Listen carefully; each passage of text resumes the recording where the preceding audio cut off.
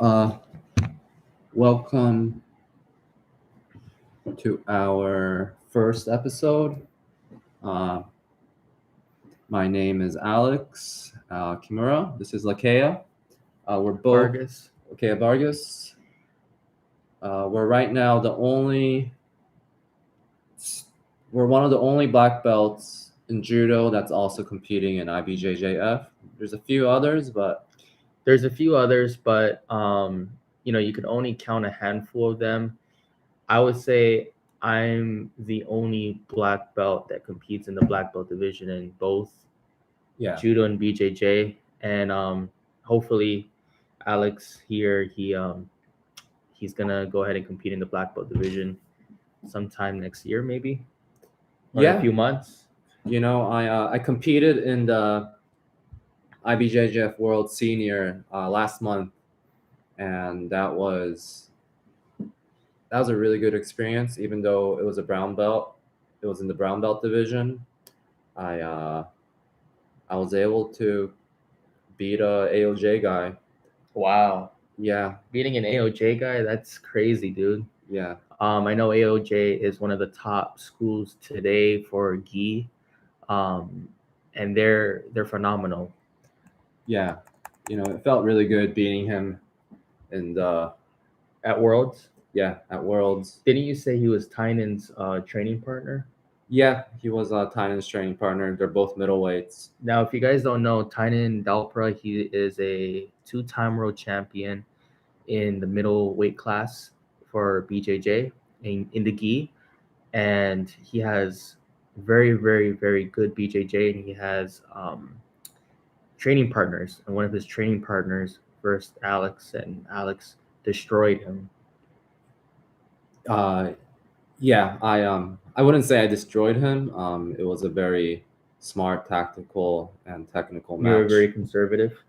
I was, when I was fighting him, I expected him to pull guard, but he wanted to stand up with me, and I think he was a really experienced wrestler. And these past few months, I've been just focusing on my BJJ. So when I was out there, I didn't feel like my throws were there, which is kind of unfortunate given my judo background. But I've been working a lot on my sweeps and submissions from bottom. So I went for a tomoe, and he brought that AOJ pressure passing, which was really, really impressive. I don't think I've ever felt pressure like that from the guard passing ever in my career with any of my training partners down here. So in that match, the one move that saved me from all that was the switch that I learned in high school wrestling. Okay. And The switch. yeah, the switch is when I bring my right hand inside here, and then you're trying to pass around, but I'm just keeping That pressure. pressure here and just Gotcha. preventing the pass.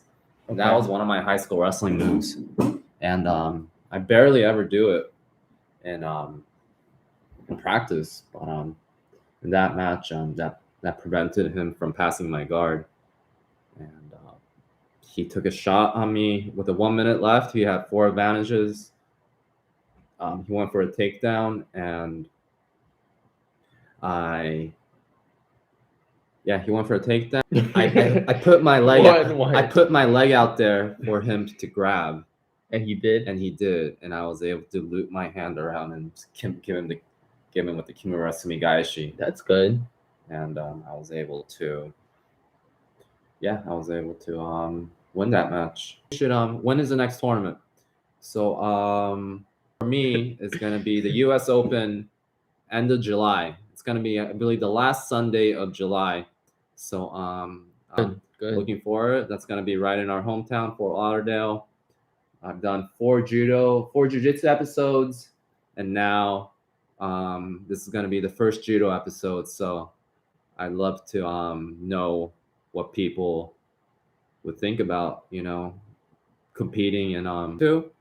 But anyway, the next one I'm going to be competing is going to be in the US Open in end of July. Lakea is going to be coaching that one. He's going to bring his team over there with. I have a pretty big team coming from Florida, Central Florida to be exact, and I'm super excited. I was planning to compete, but sometimes in life you just have to choose whether you want to compete or, coach. And I've had a hard time competing and coaching, and I give props to those who do it, but I just can't do it. I did it in Atlanta, and I did it at US Open 2 years ago. That was super difficult for me. Me and Lakea, we go way back. I moved to Florida in 2017. Yeah, I remember the first day you walked into the National Training Center. You looked very composed, and you were curious, I could tell, of how the judo went.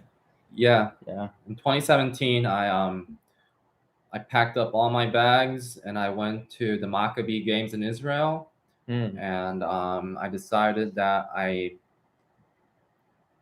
didn't want to train in Japan anymore, even though it's a great place to train. I went all in on my Olympic dream for the Tokyo 2020 Games, and I packed up all my bags, went to Israel, and I decided to move to Florida to Kitusai, where Lakea was training. Was that your own independent dream, or was people pushing you for that? That was all me. Like, everybody thought it was crazy. Nobody really supported what I was doing at that time. I mean, that is crazy. Just imagine yourselves trying to go to the Olympics, and you only have that 1% shot, but you just want to give it your all. Yeah. No regrets.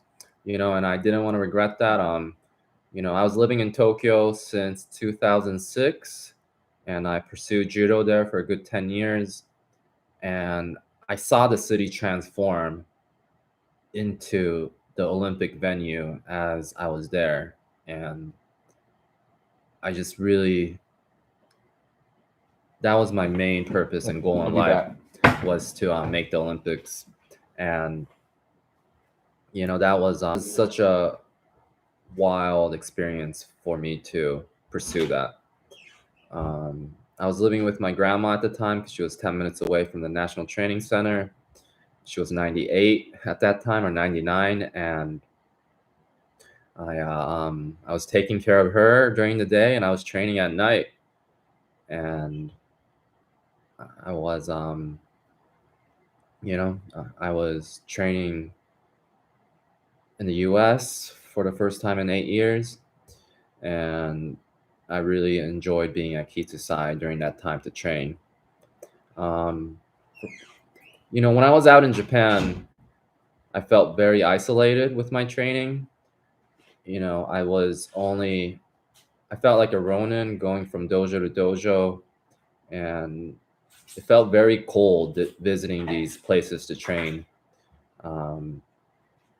I didn't really have a coach that supported me when I was in Tokyo, and I was at I've been to Kitusai a few times, and I really liked how the coaches there were engaging with their students, and they were really helping and pushing and guiding their athletes, and that's where I wanted to train under and pursue my Olympic dream. So I guess me and Lakea, we were both training for the Tokyo 2020 Games. At the same time, my my results didn't follow.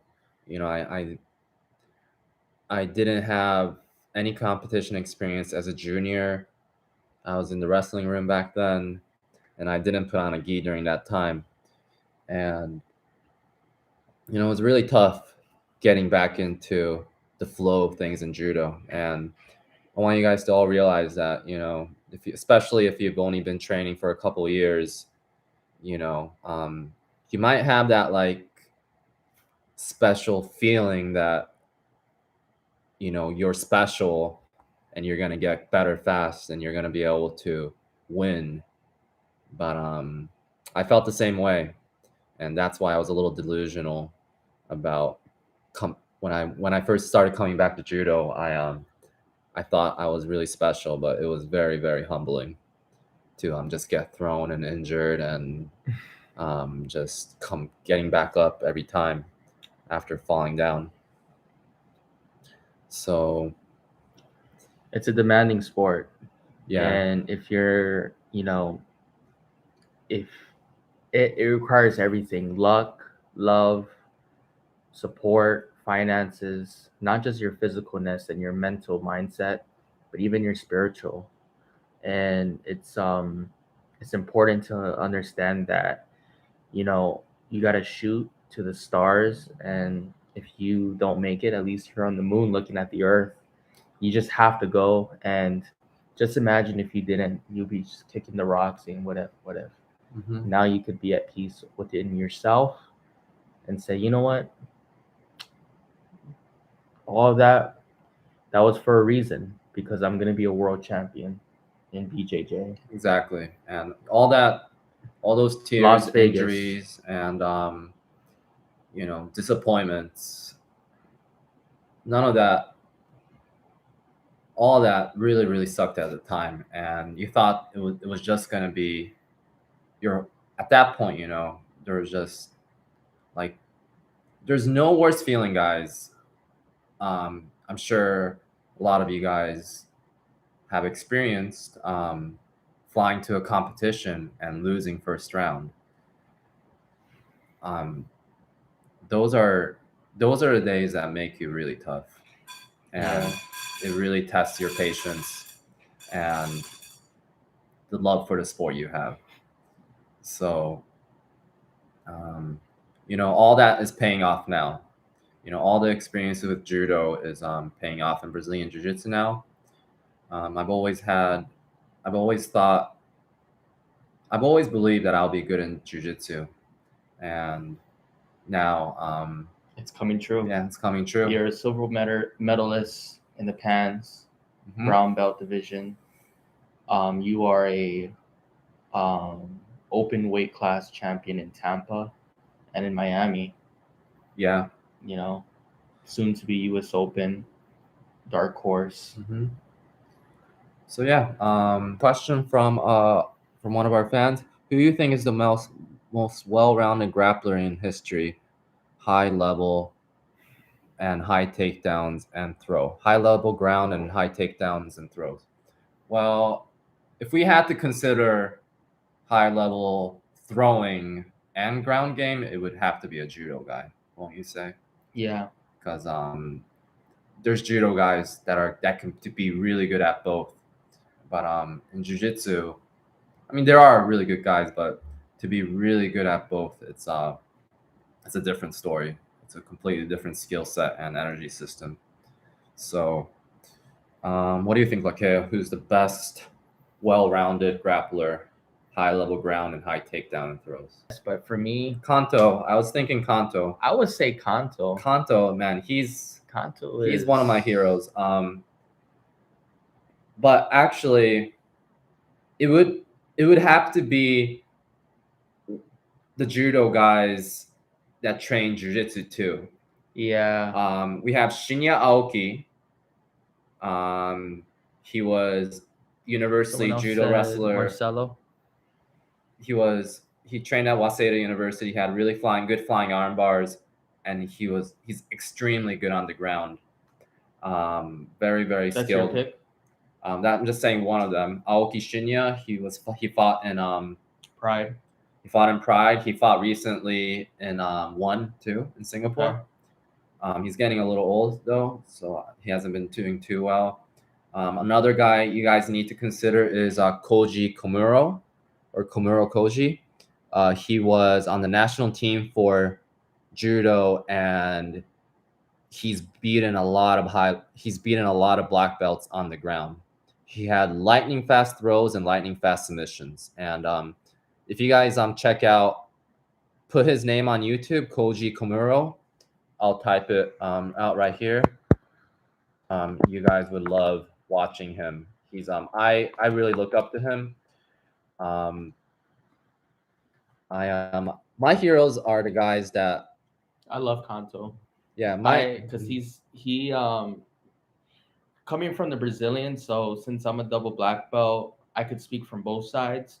When I hang out with Brazilian jiu-jitsu practitioners, they say that this guy named Kanto, who's a judo black belt, is like destroyer. He destroyed all the Brazilian jiu-jitsu practitioners who just did jiu-jitsu. Yeah. You know? So I do agree with Kanto. Yeah. So we have Flavio Kanto, we have Koji Kimura, we have Aoki Shinya, and we also have Masahiko Kimura. Your lineage? My supposed lineage. Yeah, he did judo and he went to Brazil, and we know the history with that. Our fellow American judoka Travis Stevens. Who's that? Just kidding. Yeah, he's just as good as the guys I mentioned. He's just as good. I just feel that I don't know. I just feel like yes, he got silver in the Olympics, but he was very he knew when to separate judo and when to separate BJJ. Yeah. You didn't really see it too much crossover, but with Flavio Kanto, he crossed over. Like you could see the same techniques he does in jiu-jitsu and in judo, and vice versa, judo and jiu-jitsu. Yeah, he was able to combine, or he was able to separate the two, and yeah, that's those are the guys I guess we are striving for, to have to be able to master both skills. Yeah, Masato Uchishiba. Yeah, Masato was a two-time. Masato Uchishiba had really good ground game and really strong mat work too. Where, you know, that's like one of my goals is to be the guy that can do both. You know, I'm already there, but there's a lot more we can always improve on, and I just started taking my judo training more seriously. I'm going to be training for the US Open coming up in July, so you guys stay on the lookout for episode 5 for that. I'm really excited to be able to do judo and jiu-jitsu with my blogs. Yeah, we'll stay on the tune out. You guys will have to make sure to check that out as well. How are you able to do judo and BJJ comps at the same time? That's, I mean, the only reason I can do it is because I've done both for so long, and especially at the black and brown belt level, you know, that's a very difficult skill to be able to do. Yeah, very difficult. Yeah. You know, you would never see jiu-jitsu guys competing in judo, especially at the black belt level. Just being knowledgeable in both, knowing both rule sets.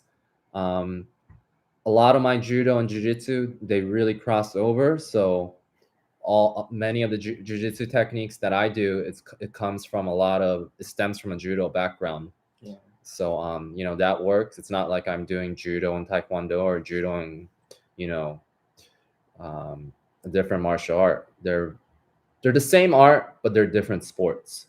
So we have to realize that you have to be able to train and differentiate both, you know, because in jiu-jitsu in jiu-jitsu everything's allowed, which I really love, but in judo we have to be careful with all the rules we have to deal with. But you know, that's fine, because me and Lakea, we've been on the tour, we've competed in dozens of competitions, so you know, it's ingrained in us to be able to compete in judo. But yeah, we got to know how to differentiate the arts and the rules, and you know, come in with a different mindset with each competition and have a set strategy so we can do that.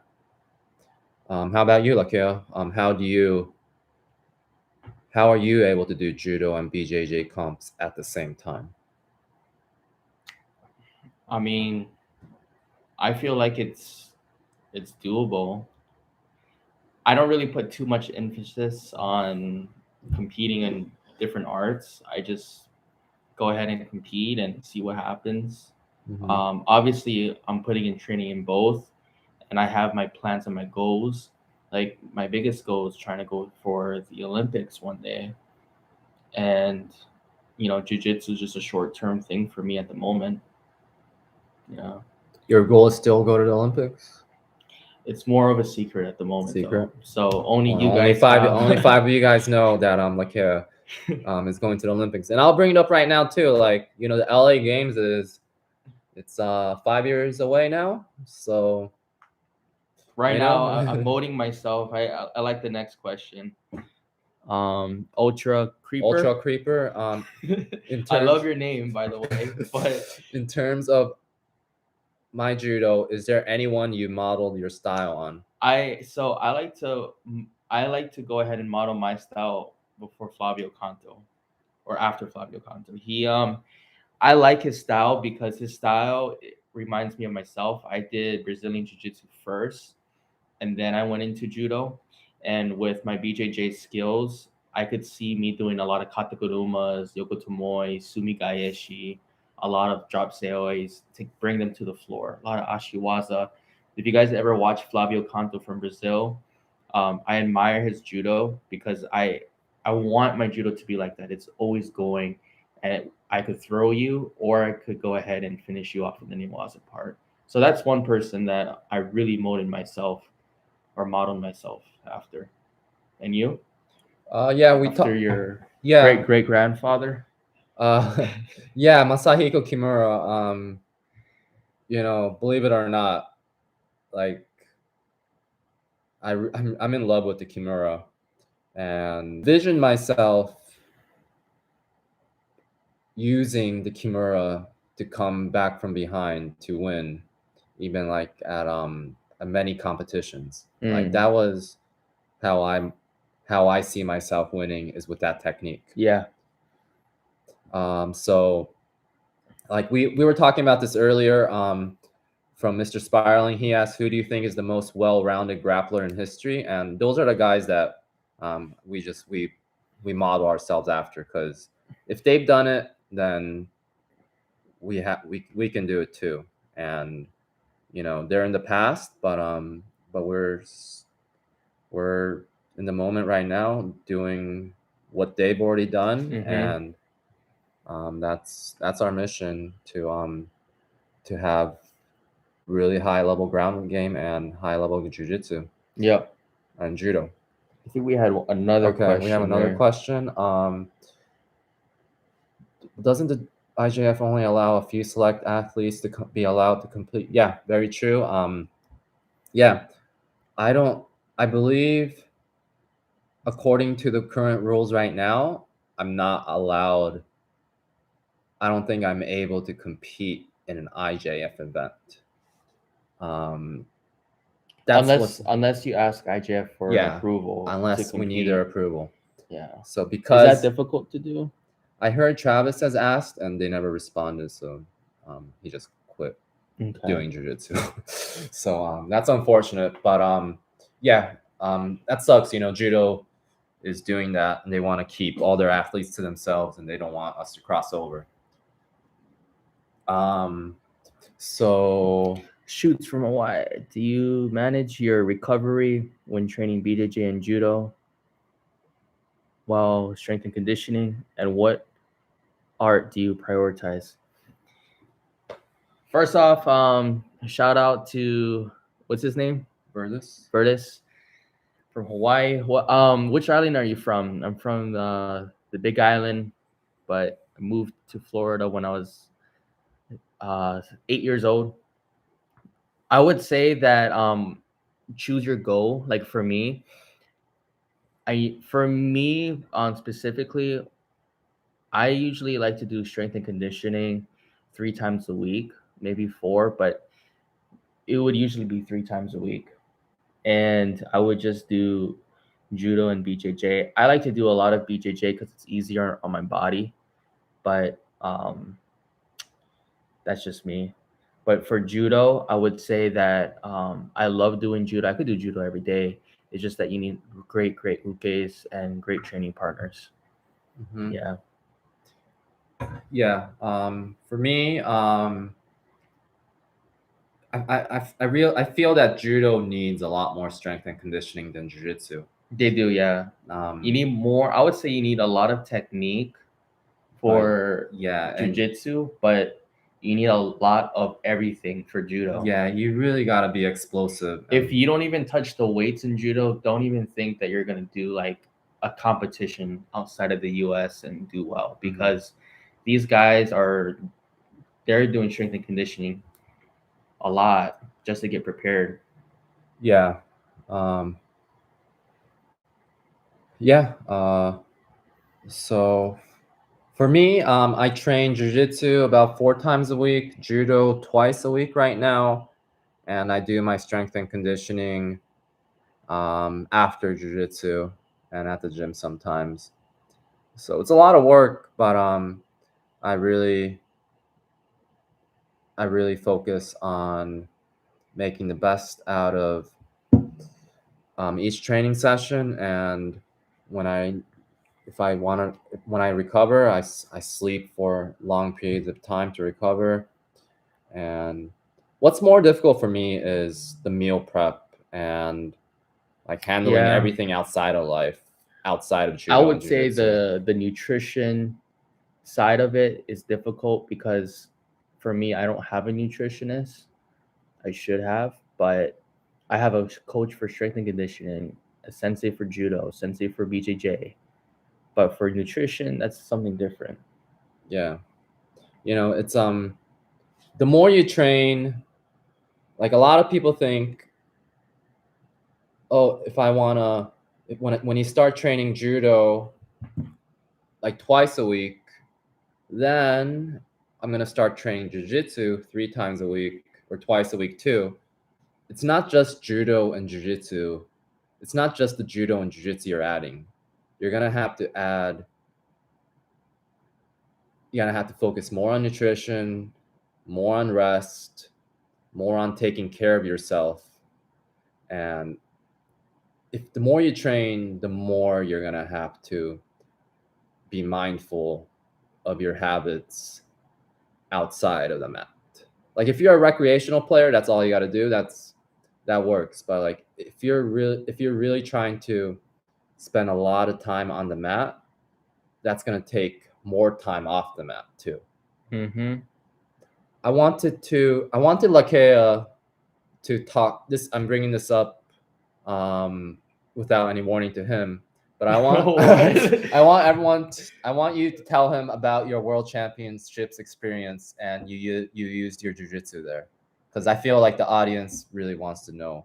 All right, so before backstory, Lakea, he's actually placed top 16 at the World Judo Championships, and which country was that in? Hungary. In Hungary, and he used BJJ matches. He used his De La Riva techniques, and he won his first 3 matches there.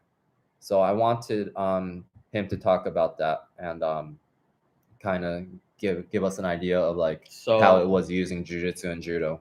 So I'll give you guys a story. I was the youngest on the USA team in 2017, like literally the youngest one. You had Marty Malloy, Angelica Delgado, them. They were already all Olympians, and I was super nervous because I was the youngest. I felt like I didn't belong there, and I was only a blue belt in jiu-jitsu, black belt in judo, obviously. I was number 1 in the U.S. for my weight, 66 kilos. That's 145 pounds.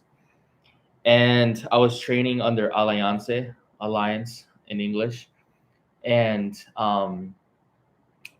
my first ever world championships, I went in there and my psychologist just told me, like, just have fun. Just go there, have fun. Don't even worry about it. Whatever happens, happens. And as a side note, guys, I want you guys to understand, if you come from a jiu-jitsu background, that if you want to compete in the Judo World Championships, you have to be, the country has to send you, and they could only send up to 2. So you have to be Per top weight class. Per weight class. Yeah. So Just say I mean, one, some weight honestly. classes you only get. Yeah. I think at that time you only had 9 spots, so only 2 of the weight classes had 2 slots. So anyway, the World Judo Championships is really, really, really difficult to qualify, let alone win matches, because judo is sponsored by the government in many other countries. So they're paying taxpayers money to send their athletes. Well, yeah, and then so just in depth, I versed Albania, Vanuatu, China, and Georgia, and my thing was just to get to the ground. And like what one of the questions was saying, like, who do you look out after? And I was like, Flavio Canto. And I was like, you know what? Let's go ahead and just bring them to the ground, and that the ground is my ocean. Like, I cannot lose on the ground. So I found ways, like loopholes around the IGF rules, around the IGF laws, and I was spinning, doing beating bolos, doing deep delahivas, getting their backs, choking them out, trying to just tire them out. And eventually I found myself in the 4th round against Georgia. And I was winning. I was doing purely jiu-jitsu. Some people say, yeah, judo, but like I was taking them to the ground, doing delahivas. You never see judo guys doing that in IJF circuits. So that tournament was in September. And every single year in January, the IGF kind of changes the rules up.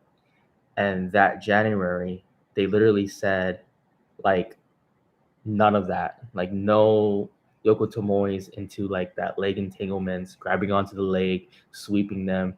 Like, none of that. Like, the IGF changed the rules because of me. Yeah, so this guy changed the history of judo, basically, here. And so we've been talking a lot about judo and jiu-jitsu, and he did this 2016, 2017. Yeah. So yeah, this guy here changed. I was number 32 in the world. I was super close to making it to 2020 Tokyo Olympics.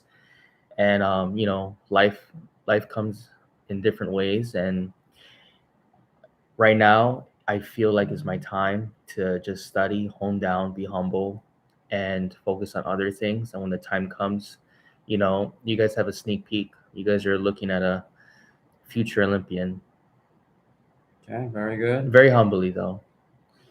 It's going to require a lot of work, but yeah, follow us on this journey. So we have another question from Ultra Creeper. As a judoka, what do you think of the lack of judo schools in major areas? That's just a problem that we have in the U.S. We're overshadowed by so many other sports and jiu-jitsu, and it's really hard for American judokas to be able to train. I feel like the number one way to fix this is if jiu-jitsu schools were able to add more judo to their programs, because I feel like all jiu-jitsu guys respect judo, but I feel like it's out of their leagues and it's too painful for them to start. Yeah. I would say that jiu-jitsu is for the people and judo's for the few, for the brave. Because judo hurts because maybe you don't know how to break fall. But if you guys just focus on just doing your break falls, learning how to get thrown, and then trusting your partner, choosing the right partners, guys, I get hurt more in jiu-jitsu. And you're talking to me like, oh man, judo hurts.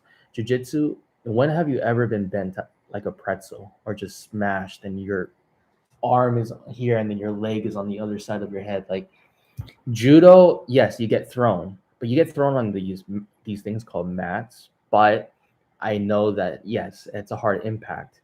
But man, being in a squashed position with no help from the referee, dude, that's difficult. Yeah, in judo, like, you're not gonna be the referee is going to be able to save your ass if something happens. Like you got to turtle up and you just got to go in half guard and just hold on for dear life. And then the ref said, all right, stand up. We've seen enough.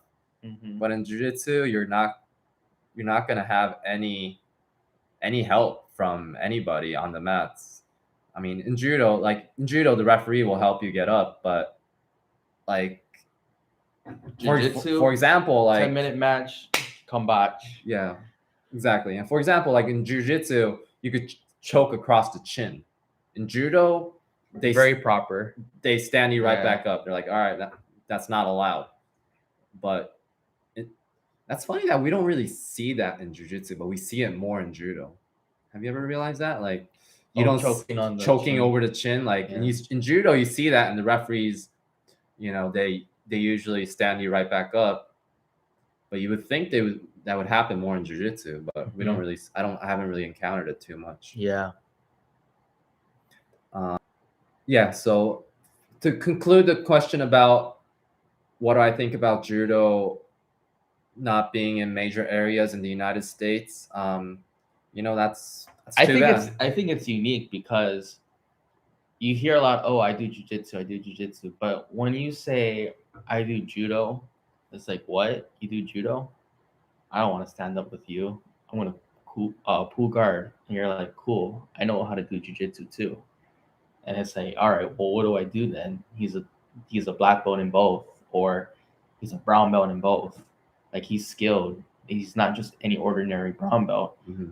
He's a guy who won silver pens. Yeah. Miami Open champion, Tampa Open champion, world. Mm-hmm. So, yeah, judo just has to grow, and I feel like the best way to grow is if we could grow together with jiu-jitsu, because the more exposure to jiu-jitsu, there's more exposure to judo. And the funny thing about the two top names doing jiu-jitsu right now is Mark Zuckerberg and Elon Musk. Who do you guys think is going to win that one? But Mark trains under a judo guy. So he does? Yeah, under Dave Camarillo. Okay. So he's a judo black belt. So it's all interconnected. So I really hope that judo and jiu-jitsu, all jiu-jitsu schools should be able to provide good judo instruction, and I feel like all judo guys should be able to train in jiu-jitsu, and all jiu-jitsu guys should be able to train in judo in their own school without having to seek both. Mm-hmm. So then that problem could be solved.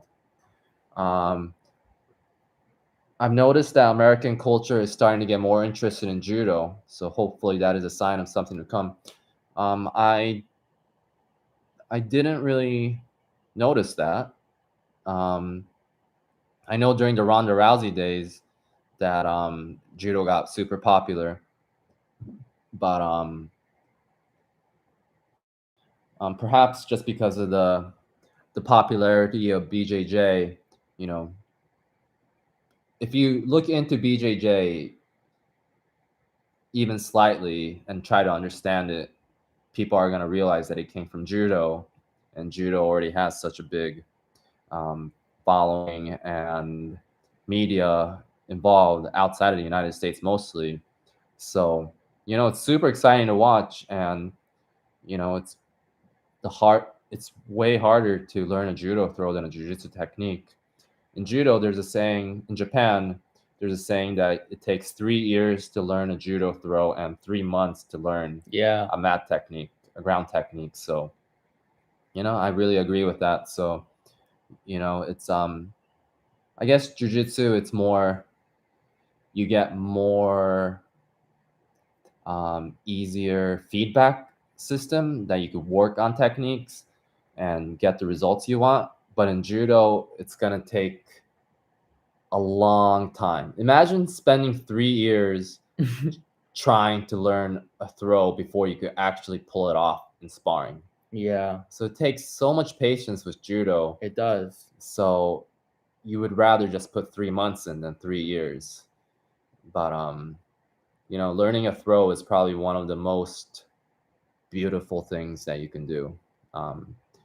being able to pull off a throw is probably, in my opinion, it's one of the most artistic and difficult things that you can pull off. And I'm really glad that I put in my 10,000 hours to, get to this point where my throws are fluid and my submissions and my ground game and everything is starting to be fluid. And there's no way around that other than by putting the time in, the 10,000 hours, as they say in Malcolm Gladwell's book. So, if you're just starting out and you're kind of frustrated with the process, we've all been there. So make sure that you keep that in mind, and you're going to be able to achieve your goals in judo or jiu-jitsu just by putting in the work. Okay. I feel that your interest in judo is definitely being fueled by a sense of individualism along with being a hafu.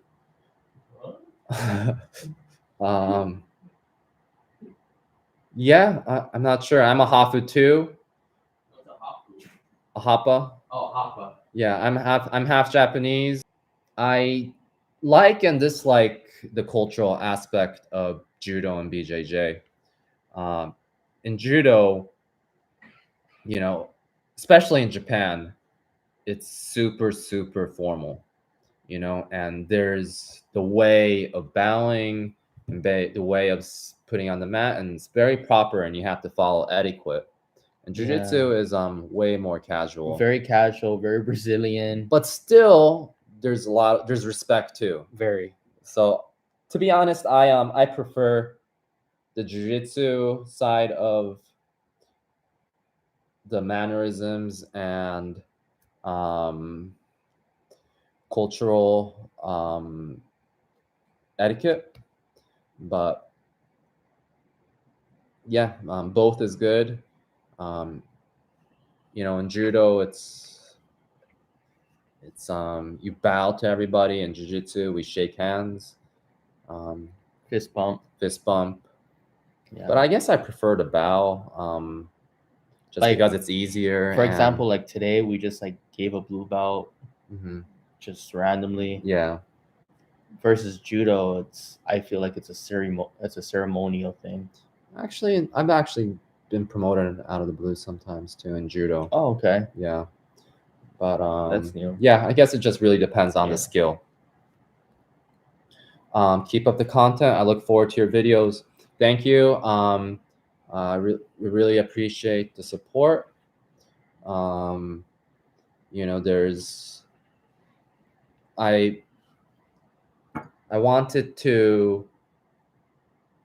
always visioned myself doing this. Anyway, 2 years ago, I saw myself going all out in this and blogging everything, just because nobody else has, and I still haven't seen vlog styles like I put out. So I really wanted a chance for everybody to really see how these competitions are run, and give an opportunity for, inside what really happens at these tournaments and what obstacles we have to overcome to get first. Because if you could do that in front of a screen instead of actually going out there, it's I think it provides comfort to prepare mentally of what to go to if you're going to be competing in judo and jiu-jitsu. How do you guys feel about professionalization of BJJ? Do you think judo would benefit from players being able to make a better living off competition, like with Ebby? I really like this question. Judo, it's harder to make a living in judo than jiu-jitsu. Than jiu-jitsu, I would say. I guess it's a cultural thing too. Many people are I think proper in judo, and they don't really want to go outside of their comfort zones to market themselves. And jiu-jitsu guys are way more open to that.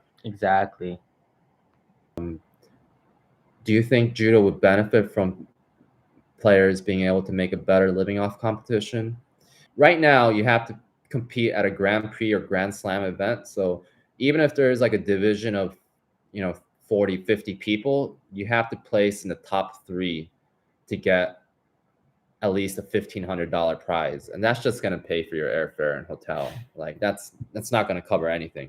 I remember when you were trying to convince me. Yeah. So it takes a. I think I'm very pro making money and making a living off judo and jiu-jitsu, just because there is a huge demand for it and people enjoy watching it and people enjoy learning and participating. So I'm glad that there's an industry growing within this. Yeah, and if people can compete and make money, then I really think that's a great thing for athletes to be able to enjoy in their careers. Yep. I've been wanting to start like a modified judo rule set where it can make it more exciting. For example, like you can't pull guard, you have to throw to make him to the floor, and maybe you get like a 1 minute mate on the floor, 1 minute on the floor. Okay, guys, you have to go. So we're gonna wrap this up. If you guys subscribe, liked what you saw, follow. Please subscribe, please follow, give Follow us my support. page. Follow Lakea's page here, and It's gonna be called Lakea Vargas 626. So this was our first podcast. I really enjoyed doing this. We just hit the 1 hour mark, so congrats, our first live. Big things in store for us this year. New you. Yeah, we have just to sum it up at the end, I'm going to be doing the US Open end of July. Then I'm going to be doing the World Masters in the beginning of September for BJJ. And you guys can watch out for me to compete at the World Judo Championships in November in Saudi Arabia. Abu Dhabi. Right? That's the country it's in. So I'm really glad that you guys came, and we'll have to do this again. So this was a great experience. Thank you guys for watching, and we will be in touch. All right. See you guys. See ya.